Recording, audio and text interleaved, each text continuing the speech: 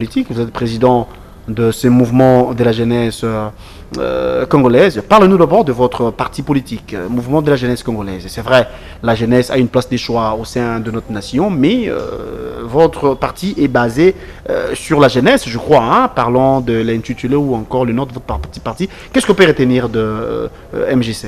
En tout cas, pour ne pas faire long, c'est-à-dire le MJC, c'est un mouvement qui prône d'abord l'éveil de conscience. Donc nous, on se dit, chaque enfant, c'est un don de Dieu. Donc un enfant qui vient au monde, qui mérite d'avoir le soin nécessaire, l'intention pour lui permettre d'avoir une éducation meilleure, le soin de santé. Et surtout que le monde entier célèbre la journée internationale des familles. Évidemment, donc on s'est dit, un enfant, c'est un don de Dieu, hein, parce qu'il y a des enfants qui sont conçus, voulus ou pas voulus, mais dès qu'ils viennent au monde, il faut que les parents soient derrière pour pouvoir nourrir cet enfant-là, l'orienter, qu'il maîtrise quand même, je dirais, les écritures, qu'il maîtrise les lettres, pour que demain nous puissions faire quelqu'un de bien dans la société. Et puis nous, vraiment, appelons à toutes les jeunes gens qui seront demain des parents de demain d'être consciencieux. Donc on sait d'abord, la prise de conscience est très importante pour tout le jeune, avant même qu'il devienne papa, parce que si on est conscient de ce qu'on est, on fera attention pendant que on va évoluer. Si un jour on veut se marier, faire des enfants avec la bonne personne, et puis élever ses enfants en question, prendre soin,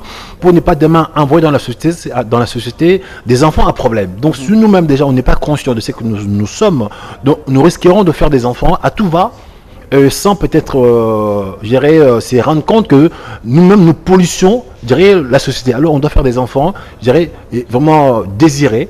C'est pas la quantité, mais c'est la qualité. Alors. Nous ne sommes pas pour le nombre, mais vraiment il faut faire des enfants avec des nombres minimum qu'on est sûr pouvoir les élever, et pour que demain nous puissions prétendre d'avoir les gens dans la société intelligents, et des filles aussi qui peuvent aller à l'école, hein, qu'une fille qui soit également traitée de la même façon qu'un garçon, qui soit favorisé, qu'on veut que nos femmes aillent travailler, hein, qui puissent apporter leur contribution au sein de la famille. Donc vraiment on veut l'égalité de l'homme et la femme. Égalité, dans une famille. La parité, égalité, c'est une très bonne chose, mais on va dire ici que MJC, c'est un parti de l'opposition, ça il faut le dire en clair en tout cas. Un parti de l'opposition, le siège social c'est en RDC, ici à Kinshasa, d'ailleurs dans la commune de Kinshasa aussi. Mais est-ce qu'on peut aussi vous retrouver sous d'autres cieux? Est-ce qu'on peut dire que c'est un parti international, ou bien jusqu'ici vous êtes encore local ou encore à Kin, le temps d'implanter d'autres cellules peut-être ailleurs? Non, déjà pour dire que je viens de la diaspora. Voilà. Donc le MJC est planté dans tous les 5 continents diaspora. Juste moi-même aussi, combattant, il faut le dire. Donc nous sommes ici, je suis ici depuis le mois d'avril avec le patriarche, paix à son âme. Donc nous sommes venus dans ce pays pour porter, gérer le changement. Le changement qu'on devait apporter, on n'a pas pu le faire puisque le patriarche, avec son bon cœur, n'a pas voulu que ce pays puisse avoir les chaos. Donc maintenant, voilà ce qui se passe. Surtout lui, il est mort. Les gens à qui on a pacifié, on a géré, livré le pays dans un plateau, ils refusent même donner l'entrée au patriarche, ou pire des cas, même l'emplacement qu'on a demandé pour qu'il soit, inhumé, pour vraiment que ça depuis soit, resté au vu de tout le monde. Malheureusement, les gens en question, qu'ils ont récupéré les pays pour eux, qui s'imposent, hein, donc ils refusent un mort de rentrer au pays, ils refusent un mort, un espace public. Alors le pays appartient à personne. Est-ce qu'on peut dire aujourd'hui, est-ce qu'on peut vous appeler encore combattant, vous, pendant qu'il y a déjà divergence entre vous et les rassemblements délimités? Parce qu'on va dire en clair que vous étiez au niveau du rassemblement délimité, mais aujourd'hui vous n'êtes plus. Est-ce que vous pouvez vous bomber les torses pour dire encore que vous êtes combattant? Vous savez, il ne faut pas faire l'amalgame. Je ne suis pas d'IDPS. Je suis combattant depuis l'Europe, ça fait 15 ans. Mon mouvement à Paris qui s'appelle MUDC, nous sommes vraiment un mouvement congolais mais panafricaniste. Donc je combats au niveau de toute l'Afrique. Donc j'étais en Côte d'Ivoire, j'étais au Mali, j'étais au Burkina Faso. Donc nous sommes un parti vraiment combattant, mais panafricaniste. Aujourd'hui, j'ai mon mouvement à moi, on a rejoint le patriarche pour apporter notre expertise, que vraiment il voulait aller au pouvoir, mais il manquait un peu les terrains. Nous sommes des hommes des terrains. Mais dans tout cela, lui dans son projet, c'est un pacifiste. Nous ne sommes pas tout le temps des pacifistes, hein. On sait dire oui ou non en même temps. Donc lui il peut dire non, mais il s'arrête là. Nous on dit non, on peut dire oui aussi. Donc on peut dire que vous me claquez, je vous le claque aussi. Dans ce sens-là. Donc aujourd'hui IDPS, je ne suis pas membre de IDPS. J'étais dans le rassemblement, j'ai quitté puisque on s'est pas mis d'accord par rapport à ces dates que le patriarche nous avait recruté. On a voulu réellement que ce pouvoir tombe. Hein, ça se manche le mot. Mais malheureusement, lui, il a voulu pacifier le pays en disant que oui, allons dialoguer pour voir de quelle façon M. Kabila partira en douceur. On nous dit, monsieur, c'est faux, ce monsieur ne partira pas en douceur. Il faut aller le chercher. Donc, il n'a pas voulu. Donc, bref, maintenant, lui, il est mort, on le laisse dehors. Donc, aujourd'hui, je reste combattant. Même ici à Kinshasa, mon mouvement à Paris, c'est bien que je combats. J'ai aujourd'hui mes hommes qui sont partout. Donc le combat est que nous puissions changer vraiment la donne dans ce pays-là. Nous voulons l'alternance, nous voulons le changement, que les jeunes gens de ce pays, qui sont diplômés, gradués, qui rentrent aux affaires. C'est pas normal que nous voyions nos grands frères, nos pères, qui sont aux affaires depuis longtemps, mais qui ne veulent pas, je dirais, passer la main, qui confisquent les choses. Donc c'est pas normal, il faut que nous puissions pousser un peu tous ces vieux là-dehors pour que la nouvelle génération rentre aux affaires. Oui, hein, ça c'est vous qui le dites, ce n'est pas mal non plus, mais l'objectif était, d'après vous évidemment, dans entendre parler, l'objectif était de faire changer ou encore faire tomber les pouvoirs en place, qui continuent. Déjà, il y a un nouveau gouvernement qui sera investi de demain. Croyez-vous que ce sera facile pour vous de changer les choses comme ça pendant qu'il y a des textes que nous sommes obligés parfois de suivre et de respecter? Comme je dis des fois, c'est macabre, hein? C'était à l'opposition de faire tout, d'aller chercher le pouvoir. Et puis, c'est aussi au pouvoir de faire tout, de garder le pouvoir. Donc, deux fois, c'est sans pitié. Mais nous, la chance qu'on avait pendant ces dates, on a laissé passer. Et puis, l'homme qui avait le pouvoir de donner un mot d'ordre pour que les jeunes de tous bords sortent dans la rue et cherchent le pouvoir, ce mot d'ordre-là, il ne l'a pas donné. Donc, aujourd'hui, nous sommes restés face à des gens, aujourd'hui, qui sont là, qui se prétendent, je dirais, politiciens, opposants, mais qui n'ont pas ces pouvoirs de la parole, qui n'ont pas ces mots. Aujourd'hui, nous, qui est avec lui, on a l'expertise. Donc, on n'a pas encore cette visibilité où que les gens peuvent nous suivre par un mot. Parce que nous avons ce courage, on peut le faire. Donc, c'est pour cela aujourd'hui, nous commençons à rouler tout sur aujourd'hui le MJC qui devient une partie du centre, avec l'objectif de faire l'éveil patriotique. Donc, éveiller vraiment la jeunesse de tous bords en disant que le Congo, c'est notre pays à tous. On doit l'aimer, on doit vraiment être conscient que nous avons un pays beau et riche. Malheureusement, nous sommes pauvres à tel point qu'on dit que nous sommes dans le dessous de la pauvreté. On veut réellement aussi dire à ce jeune mouvement, sans le courage, on ne peut rien faire. Donc, nous avons vraiment un devoir de transmettre le courage. Quand vous parlez de courage, vous faites allusion à quoi? Parce que tantôt, vous avez dit qu'il faut changer les choses, il faut changer même le pouvoir en place. Déjà, je me répète pour dire qu'il y aurait un gouvernement qui sera investi demain. Et croyez-vous que on va faire changer les choses ou encore on va mettre le gouvernement par terre par vos discours comme ça, ou bien il faut procéder autrement? Alors, pour vraiment répondre à la première question, je pense que là, nous sommes dans la répétition. Donc, on a vu Badi Banga se faire, je dirais, investi la fois passée. Il a travaillé pour 3 mois. Maintenant, je dirais, Tubala. Donc, pour faire clair, aujourd'hui, le chef de l'État, il trouve des pions pour gagner le temps. Il a vraiment envie de gratter le temps, puisque nous puissions tuer le temps, pour qu'à la fin de cette année, qu'il n'a pas les élections. Puisqu'il y a deux choses. Il y a eu des dialogues, les dialogues de l'OIA, qui l'ont octroyé peut-être la chance de faire un 3e mandat, de changer la constitution ou d'appeler un référendum. Et le second dialogue, je dirais, de la CENCO, qui ont torpillé cela. Donc, ça veut dire que pas de 3e mandat, pas de référendum, pas de 3e mandat. Du coup, lui, ce 2e dialogue, ça le met un porte-à-faux. Donc, s'il mettait ça en place ou dans l'applicabilité, il se mettait une balle dans le pied. C'est pour cela qu'il a trouvé tout moyen pour torpiller le 2e, résolution du 2e dialogue pour qu'il crée une diversion. Aujourd'hui, il a trouvé un moyen, il a créé ces rassemblements avec des personnes qui se prétendent aujourd'hui des rassemblements pour que les accords réellement qui étaient pondus dans le dialogue de la CENCO, on ne voit pas le jour. Donc du coup, ceux qui vont rentrer là, Tubala et Lozilengankoy, ce n'est pas du rassemblement. Et puis, les dialogues en question, les résolutions qu'ils vont ramener, ça a été modifié. C'est plus ça aujourd'hui. Tubala, dans ce gouvernement, il n'a plus la main. On a vu comme s'il y a eu carrément un remaniement. On a vu de l'autre côté, par rapport aux dialoguistes de l'OIA, ils sont revenus à 80%. On a vu les gens de la majorité à 80%. On a vu les gens de l'opposition républicaine à 80%. Donc du coup, Tubala lui-même, il est le chef d'un gouvernement à 20%. Et puis, malheureusement, dans tout ce qui se passe aujourd'hui, les gens qui étaient avec lui, peut-être de poids lourds, qui combattent avec lui, ils ne sont pas rentrés au pouvoir, au gouvernement. Donc le chef de l'État les a fait venir. On a vu des KTBK Toto venir en grande pompe. On a vu Olengankoy, on a vu Moubake, on a vu Roger Lumbala. Mais à l'entrée, le chef de l'État les a tous, je dirais, réquisés. Et pour qu'à la fin, ils soient maintenant réduits à envoyer leurs suppliants pour travailler à leur place. Donc du coup, leurs suppliants, ils n'ont pas un peu le pouvoir qu'eux, ils avaient auprès de la population. Donc du coup, Tubala rentre au pouvoir avec des politiciens, je dirais, petits. Et puis lui aussi, c'est un procès de mâchoire. Donc du coup, à l'intérieur, il ne pourra pas combattre face à la majorité. Donc, c'est un Premier ministre qui n'a pas la main. Alors comment voulez-vous qu'il aille faire les élections pour le Congo? Donc, concrètement, il n'aura pas les élections cette année, donc ça va dans le sens du chef de l'État pour que nous puissions... Comment on peut changer les choses? S'il faut parler de l'alternance, oui, hein, ça c'est logique, c'est une bonne chose. S'il faut changer les pouvoirs en place, comment procéder? C'est pour ça que nous avons un devoir de faire l'éveil patriotique, dire réellement que les jeunes gens, ce pays nous appartient à tous. On voit aujourd'hui ces gens-là qui se prétendent gérer de politiciens, mais ils travaillent pour leur ventre. On a vu nos politiciens, de quoi ils sont capables. Un coup, c'est dit opposants le matin, et puis la nuit, ils sont dans la majorité. On a vu tous ces grands groupes à qui j'étais avec eux, gérer dans le renseignement, ils ont trahi pour les intérêts, je dirais. Mais si vraiment c'était ça, on peut l'appeler ça comme l'art de la guerre, son jour. C'est un bouquin, l'art de la guerre, et de dire, voilà, approcher l'ennemi, au pire des cas, la puissance de l'ennemi pour le renverser. C'est vraiment comme dans les arts martiaux. Mais aujourd'hui, Tchibala, il a approché l'ennemi, mais tout seul. Il n'a pas de, des hommes capables avec lui. Quand on approche l'ennemi, on prépare Moubak est avec lui. Mais le Moubak en question sont dehors, sont pas dedans. Est avec lui. Mais ils sont pas dedans, ils sont dehors. Mais non, être aux côtés de Tchibala, faut pas, à mon avis, ne nécessite pas forcément faire partie du gouvernement. Non, vous savez, dans la politique, toutes ces personnalités aujourd'hui, ils ont un voix à donner. Leur visage dans ce gouvernement-là, ça pourrait porter quelque chose. Parce qu'aujourd'hui, inconsciemment, ils ont battu campagne. Moubak, il a été reçu en tant que personnalité. Il était content d'aller voir le chef de l'État. On a vu monsieur le frère de Katumbi venir en grande pompe avec les jets privés.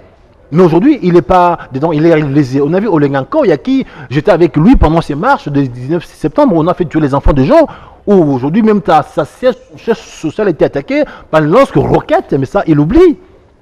Le siège de Fournier, ça a été attaqué par une lance-roquette. Il n'a pas posé la question qu'il a attaqué, mais aujourd'hui, il est de l'autre côté. Bref, nous avons des politiciens aujourd'hui qui pensent qu'à leur ventre. Donc aujourd'hui, Tchibala, il ne peut pas nous apporter les élections. Non seulement, puisque par aussi un problème que le chef de l'État qui s'est dit aujourd'hui, le Congo, à lui-même, il a des quoi faire les élections. Donc, ils se prétendent avoir l'argent. Ils avaient un budget de 4 milliards aujourd'hui, qui c'est 4 milliards 5, et qui s'est rabat à 2 milliards 5. Et puis, il s'est dit aujourd'hui, ils ne veulent pas l'ingérence extérieure. Et puis, aujourd'hui, M. Tchibala n'a pas un carnet d'adresse. Ce n'est pas de diplomates, ce sont des chefs du quartier. Donc, on aura un gouvernement de chefs des quartiers, des chefs coutumiers, des chefs de guerre. Donc, malheureusement, avec ce gouvernement-là, je crains que le Congo n'aura pas les élections à temps et à l'heure. Parce que dans tout cela, ça va plutôt avantager les chefs de l'État pour que cette année, qu'on puisse avoir les élections, que nous puissions se projeter vers les élections 2018 par rapport au dialogue de l'OIA. Vous les opposants, qu'est-ce que vous comptez faire? Parce qu'au regard de ce que vous avez dit, vous estimez qu'au mois de décembre prochain, il n'y aura pas élection, parce que Tchibala c'est ci, parce que Tchibala c'est là, parce que le budget est médiocre, parce que. Mais qu'est-ce que vous prévoyez pour éviter encore les chaos au niveau de la nation? Parce que déjà, à vous entendre parler, vous êtes convaincu qu'au mois de décembre, il n'y aura pas élection. Alors, qu'est-ce que vous estimez, qu'est-ce que vous pensez faire quand on va arriver au mois de décembre pour que les choses évoluent en bien? Non, je pense qu'il n'y a pas de choses à éviter. Donc, malheureusement, et même que nous allons droit au but, je dirais, dans ces rêveries aujourd'hui. Parce que, vous savez, le pays, ça se retrouve comme une marmite, cocotte, minute, qui bout dans un, casserole, dans un feu. Mais vu que ça commence à bouillir, à un moment donné, le couvercle va, s'éjecter. Donc, les choses vont évaporer. Donc, malheureusement, ils font tout pour compliquer les choses. Donc, ils ont le chic de créer des diversions pour amener le peuple, à se révéler. Vraiment, on a pacifié ce pays, nous combattons ici ou en Europe, on les a livrés à un pays sur un plateau, mais dans leur tête, ils ne veulent pas la paix. Alors, si peut-être ils avaient vraiment un peu les sciences humaines qu'ils aimaient les gens, pourquoi pas faire les élections? Le président en place, au mandat est fini. Ils sont arrivés chez nous, en libérateurs. 15 ans après, il faut qu'ils nous passent la main. Et comment voulez-vous, nos libérateurs de la fois passée, qu'ils deviennent aujourd'hui nos oppresseurs? Ça pose problème. Moi, j'aurais voulu qu'ils maintiennent leur mot d'ordre AFDEL, vraiment un mouvement de libération. C'est vrai, il nous a libérés des Mobutu. Maintenant, il faut qu'il passe la même pour que nous, les jeunes gens de ce pays, puissent émerger. On voit aujourd'hui, dans tous ces gouvernements-là, on ne voit pas un jeune de moins de 40 ans. Lui-même, président Kabila, il a été élu, pas élu plutôt, il a été nommé à la mort de son père à 28 ans, 29 ans. Donc ça, on voit ça ailleurs. Mais quand on voit ça aujourd'hui, on dit, mais comment ça fait-il que vous-même qui êtes jeune, on vous a accepté en tant que jeune, puis à votre tour, vous confisquez les entrées aux jeunes, aux affaires. Alors, la jeunesse, c'est l'avenir d'aujourd'hui. On a de jeunes gens qui ont étudié, qui ont des diplômes, mais ils sont censés aujourd'hui à fuir les pays. Si nous partons tous à l'étranger, mais qui vont construire ces pays? Il y a un problème dans leur vision, dans leur façon de faire. Donc, nous, étant qu'entrepreneurs, on veut les aider, messieurs. Vous êtes des politiciens, votre façon de faire, vous manquez peut-être la vision ou bien l'expertise. Mettez-vous de côté, on veut peut-être ramener une nouvelle façon de faire la politique pour des jeunes gens de ce pays. On a besoin de voir des jeunes gens, des 0 à 40 ans aux affaires. Sinon, le pays est confisqué. Cette nouvelle façon de faire la politique, cette nouvelle façon de voir les choses, c'est ce qu'on veut bien comprendre. Parce que les gens qui nous suivent souhaitent très bien comprendre. Oui, hein, M. Bienvenu Bambalé, il a quitté l'Europe pour s'installer à Kinshasa. Il a amené son parti politique, le MJC. Il nous parle de beaucoup de choses. Il prétend être de l'opposition. Parce qu'aujourd'hui, vous l'avez dit, hein, si aujourd'hui, si demain plutôt, on vous contacte, je pense que vous allez également changer de discours comme c'était le cas avec les autres. Alors, les gens qui vous suivent souhaitent très bien comprendre. Vous voulez quoi concrètement? Votre parti, c'est vrai, vous avez dit qu'il faut changer les choses. Changer les choses, certes, c'est un peu, ça plane en fait. C'est par quel mécanisme, c'est par quel moyen? Comment vous allez procéder pour que les choses changent réellement? Alors pour faire simple, aujourd'hui, nous ne sommes pas aux affaires, nous ne voulons pas créer le chaos dans ce pays-là brutalement. On se dit clairement que s'ils vont faire les élections cette année, c'est par là que nous allons les sanctionner. Donc moi, j'ai fait vraiment l'appel solennel à tous les jeunes Congolais de tous bords de se mettre, je dirais, ensemble. Ce qu'on n'a pas pu faire avec nos grands frères, il faut que nous-mêmes nous puissions le faire aujourd'hui. On a vu de quoi nos grands frères sont capables. Ils ont travaillé pour leurs intérêts, pour leur ventre. Il faut que nous-mêmes, vraiment, nous puissions se surpasser pour que nous puissions aller chercher ce qu'on ne nous donne pas. Vous êtes des diplômés, des gradués, des chômeurs. Il est temps que vous puissiez s'élever, parce qu'aujourd'hui, le Congo nous appartient tous. Le Congo, c'est un pays, vraiment c'est l'héritage à chacun, de tous. On ne doit pas laisser un groupe de personnes. C'est prétendre dire que le Congo les appartient, nous sommes là à tendre la main et puis à demander les miettes. Non, je suis contre pour cela. Moi, je suis pour que chaque jeune de ce pays-là jouisse, profite de notre richesse. Nous sommes dans un pays le plus riche, mais on s'en sort pas. Donc pour cela, pour faire simple, si vraiment cette année, M. Kabila et son gouvernement ne font pas les élections, nous, à ce moment-là, ce qu'on n'a pas pu faire les 19 et 20 décembre, on pourra les remettre ça sur la table. L'article 64, on leur main, M. Kabila, pas de élections. Vous et tous votre gouvernement, on vous met dehors. Bon, s'il s'avérait qu'il y ait élection, parce que c'est ce que nous voulons, voilà. C'est ce que nous souhaitons. S'il s'avérait qu'il y ait élection, croyez-vous vraiment la manière dont l'opposition se présente en ce jour et en regardant également la majorité présidentielle, croyez-vous que si on organisait les élections aujourd'hui, l'opposition pourrait gagner la majorité présidentielle? Vous savez, quand on parle de l'opposition, moi je ne parle pas des oppositions qui sont restées, hein, j'étais dans le rassemblement, je suis parti. Donc je parle de l'opposition de la jeunesse. D'aujourd'hui, je vous garantis que vous avez vu en France, un jeune sorti de nulle part, aller à la tête du pays. Et cette histoire, nous allons vraiment le refaire au Congo. Donc je parle de l'opposition. Soutenu par le vieux, hein, par le vieux. Oui, mais ce n'est pas un souci. Mais ils se sont rendus compte que s'ils allaient eux-mêmes, ils allaient tomber. Donc maintenant, nos vieux, ils savent que maintenant, ils n'ont plus le temps, ils n'ont plus l'expertise. Donc, qu'ils ne veulent pas, on va les pousser gentiment de côté. Parce qu'aujourd'hui, il faut que nous-mêmes, la jeunesse de ce pays-là, nous puissions prendre les affaires. Comme leader du côté mais de au moment important, c'est ça aussi les problèmes. Au moment important, pour le moment, je fais vraiment fédérer. Je dis, voilà, toutes les gens du Congo, quittons nos costumes, nos différences, PPRD, MJC, je dirais IDPS, MLC, quittons nous ce parti politique, mettons-nous ensemble pour le Congo, avec un seul drapeau Congo. À ce moment-là, nous, les jeunes, nous allons aller chercher une candidature pour la jeunesse. Et à ce moment-là, tous ces grands partis qui sont tours, qui ont pignon sur rue, on va les battre. Parce qu'aujourd'hui, ils ont montré de quoi ils sont capables. Ils ont volé, ils ont pillé. Donc nous, on n'a pas encore tout ça. Donc on a là vraiment le temps d'aller chercher le pouvoir pour nous-mêmes. Et pour le moment, j'ai un devoir d'unir les jeunes gens de tous bords. Et quand on sera nombreux, ce pouvoir, je vous dis, on va l'avoir. Monsieur Bienvenu Bambalé, je rappelle que vous êtes le président fondateur du mouvement de la jeunesse congolaise, un parti de l'opposition. Mais bon, à mon étonnement, vous dites que vous êtes au centre. Hein, je suis centriste. Mais hier, vous y étiez de l'opposition et du coup, vous avez changé, vous êtes devenu centriste. Qu'est-ce qui justifie cela? Non, je suis toujours... On peut vous appeler la société civile aujourd'hui. Non. Alors, je suis toujours de l'opposition, radicale, voire même, parce que je suis combattant. Vous voyez, donc je n'ai pas changé mon discours, chef d'entreprise, mais je suis toujours resté combattant. Donc, faisais partie du rassemblement. Pourquoi j'ai quitté? Puisqu'on ne s'est pas mis d'accord. On voulait que vraiment cette année, à la fin, tout s'arrête. Le patriarche avec son beau cœur, non, mes enfants, tout ça, le loco moroté, toti kabango, va profiter. Non, papa, basal mingi, aboyi. Donc on le laisse faire. Maintenant, lui-même, il est mort. On refuse même son corps à rentrer au pays.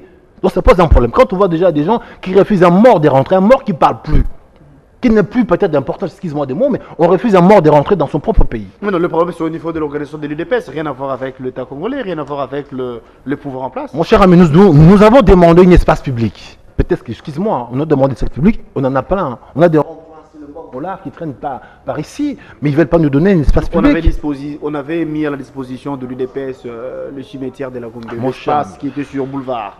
Mais là, c'était rejeté par l'UDPS. Que voulez-vous de plus?